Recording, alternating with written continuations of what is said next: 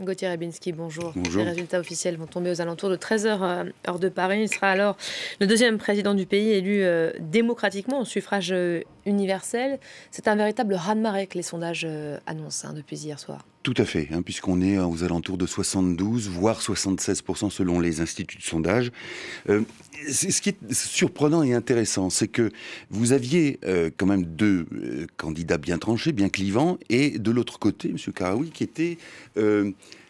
était d'une certaine manière l'incarnation d'une baguette magique. C'est-à-dire, on va manager la Tunisie comme on fait avec une entreprise. Et ça n'a pas marché, ce truc-là, ce miroir aux alouettes n'a pas marché. Les gens se sont reportés vers M. Kais Saïed. Et là, c'est intéressant aussi parce que, au fond, qu'est-ce qu'on a privilégié? On n'a pas privilégié l'argument économique, alors que beaucoup disent en Tunisie qu'il faut d'abord reconstruire l'économie et qu'on verra après. Mais là, non. On a pensé que pour avoir une économie saine, il fallait d'abord des bases morales saines. Et c'est ce qui est censé incarner Kais Saïed, c'est-à-dire cette probité, cette intégrité, à partir de laquelle on peut espérer construire une société avec des volants économiques, avec des volants sociaux, etc. Et ça, c'est intéressant parce que, si vous voulez, en ce sens, Saïed Kais n'est pas l'initiateur d'une politique, il est plutôt la résultante des aspirations des Tunisiens à une forme de gouvernement ou à une forme de morale, d'éthique. Parce que pour le reste, et c'est là que c'est intéressant, parce que le programme, il n'en a pas. On n'a pas, en dehors de cette Ils s'en cachent pas d'ailleurs. il s'en cache pas. Mais par contre, sur tout ce qui concerne les droits de la femme, et notamment dans le domaine de la succession, la peine de mort, le statut, enfin les droits des homosexuels, tout ça, c'est quand même une régression fantastique en arrière. Et malgré tout, les Tunisiens ont accordé leur suffrage à cet homme parce que, précisément, il y a cette idée d'intégrité morale.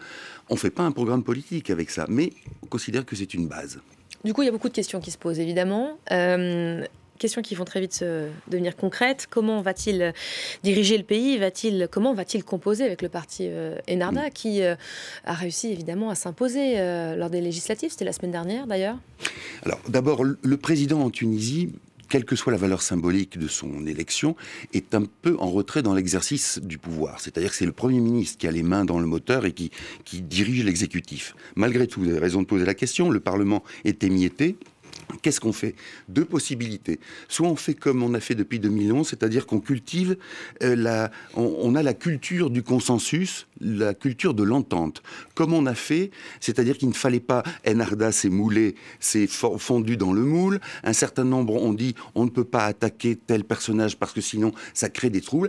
Mais là aussi, vous voyez bien que c'est pas comme ça qu'on gouverne et qu'on peut avoir des résultats. Il faut donc apprendre, et c'est positif, bénéficiaire. Il faut donc apprendre la culture de l'affrontement démocratique. Ça ne veut pas dire qu'on se tape dessus ou qu'on se tire dessus, mais que, par exemple, l'opposition, celle qui n'a pas voté, qui n'a pas appelé à voter pour M. Saïd, eh bien, doit être capable de former des groupes pour précisément avancer des idées ou des contre-idées à ce qui sera avancé. Et vous verrez que c'est comme ça que la vie démocratique va se débloquer, va se dégager, et c'est comme ça qu'on peut espérer qu'il y ait un gouvernement, pas des coalitions, ça c'est ce que les Tunisiens refusent, mais des coalitions d'idées, par moment, c'est-à-dire conjoncturelles, c'est-à-dire provisoires, et c'est comme ça qu'on peut former des majorités sur des données et sur des sujets très précis. Il n'y a pas d'autre manière de gouverner si ce n'est de retomber dans les vieilles chamailleries d'autrefois. Merci beaucoup, Gauthier, pour le décryptage, évidemment.